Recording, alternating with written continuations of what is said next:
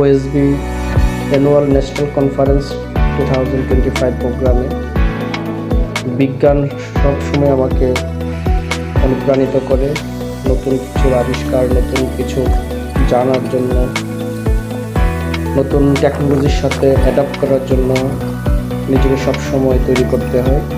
তারই ধারাবাহিকতায় আমি গিয়েছিলাম বাংলাদেশ অপথ্যালমোলজিক্যাল সোসাইটি আমাদের অ্যানুয়াল প্রোগ্রামে।